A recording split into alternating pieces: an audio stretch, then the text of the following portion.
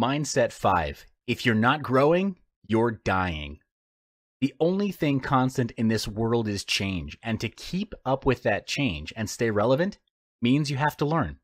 The world is moving forward every hour, every minute, and every second. Therefore, we cannot use yesterday's solutions to solve today's problems.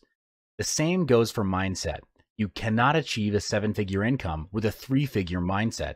The gap is just too big. Therefore, you and your team need to commit to growing themselves, not just in their skill and talent, but also mentally, emotionally, physically, and even spiritually.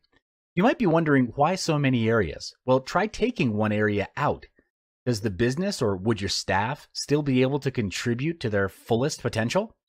For example, if you take physical growth and improvement out of the picture, you'll have all of the money in the world, but be ridden with sickness and disease.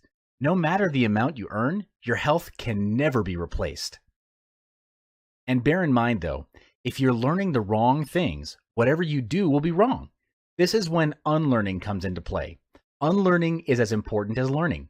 It's a process of setting aside all thoughts and beliefs that no longer serve your interests or your company in today's world. You might find it hard to change yourself or even your habits, but the only time you start to see growth is when you feel uncomfortable. You can never reach a new level if you remain in your comfort zone. It's easy to fall back to your existing mindset if you surround yourself with people who don't support what you're trying to do. If you want to grow emotionally, intellectually, and in business, you've got to make sure that you're growing in an environment surrounded by positive people. These 5 mindsets are the fundamentals to handle your business growth. You may add more to it, and that's fine, but make sure whatever mindset and beliefs you adopt function only to serve and empower you to do better.